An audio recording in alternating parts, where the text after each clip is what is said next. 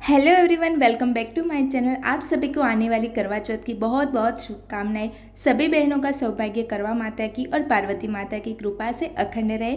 तो आज की इस वीडियो में मैं आपको करवा चौथ व्रत में यूज़ होने वाली सभी सामग्री दिखाने वाली हूँ। करवा चौथ का व्रत सभी सुहागों ने अपने पति की लंबी आयु, अच्छे स्वास्थ्य और अपने अखंड सौभाग्य के लिए रखती है। ये व्रत निर्जल रखा जाता है। तो चलिए वीडियो को करते हैं स्टार्ट। तो पूजा के लिए हमें सबसे पहले एक पाटला चाहिए होगा और उस पर बिछाने के लिए लाल या पीला कपड़ा लेना पड़ेगा।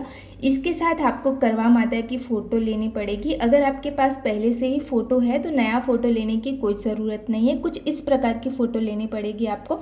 इसके बाद मैंने करवा चौथ माता के लिए चुन्नी ले ली है। करवा चौथ व्रत की पूजा में करवा चौथ की कथा पढ़ने का विशेष महत्व माना जाता है। कथा पढ़े बिना या फिर सुने बिना करवा चौथ का फल नहीं मिलता है। तो इसके लिए आपको इस तरीके की कथा की पुस्तक लेनी पड़ेगी। और करवा चौथ व्रत में मिट्टी के करवे का बहुत अधिक महत्व है, तो मिट्टी का करवा आप ज़रूर ले। देखिए इस तरीके का करवा आता है। इसमें यहाँ पे हॉल होता है और यहाँ से हमें चंद्रमा को अर्घ्य देना पड़ता है। जब भी आप करवा लेके आए तो ऊपर ढक्कन ज़रूर लेके आए। कुछ इस तरीके का ढक्कन आएगा। आप चाहे तो सिंपल वाला करवा भी यूज़ कर सकते हो। इसके साथ ही हमें एक मीठा करवा भी लेना पड़ता है। अगर आपको मीठा करवा मार्केट में नहीं मिलता है तो इस तरीके का छोटा करवा ले लीजिए। इसको हमें खील से या पतासे से या ड्राई फ्रूट से भर लेना है, कुछ इस तरीके से। अगर आप कलश की स्थापना करते हो तो इस तरीके का बड़ा कलश चाहिए होगा आपको।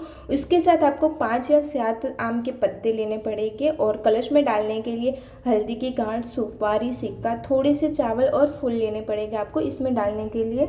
इसके साथ ही हमें पूजा में श्रृंगार की सामग्री लेनी है। करवा चौथ माता के लिए मार्केट में आपको इजीली मिल जाएगा कुछ इस तरीके का श्रृंगार का सामान। इसके साथ ही हमें पूजा के लिए कुछ बेसिक चीज़ें लेनी होती है। पहले तो हम पूजा की थाल सजा लेंगे।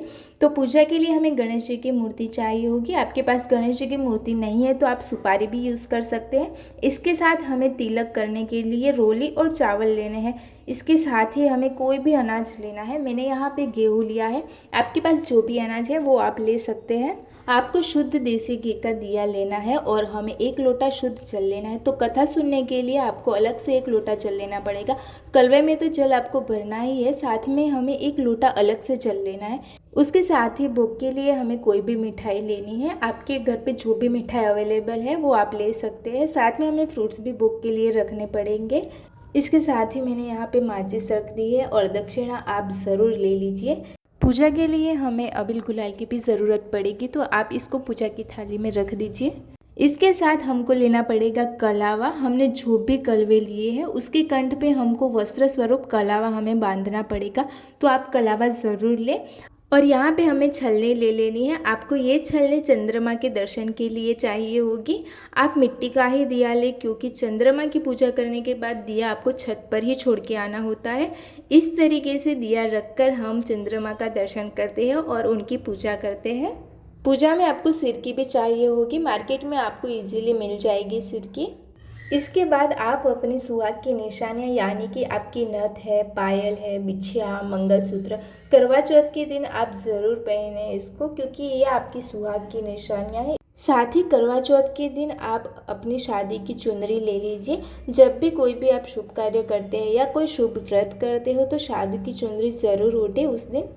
इसके साथ ही हमें बायना के लिए नई साड़ी चाहिए होगी। तो ये साड़ी हम करवा चौथ माता को ही चढ़ाएंगे। बाद में साड़ी और श्रृंगार का सामान हमें अपनी सासू जी को देना पड़ता है। अगर आपकी सासू जी नहीं है तो ये सामान आप अपनी ननंद और आपकी जेठानी को आप दे सकते हो, साड़ी और श्रृंगार दोनों सामान।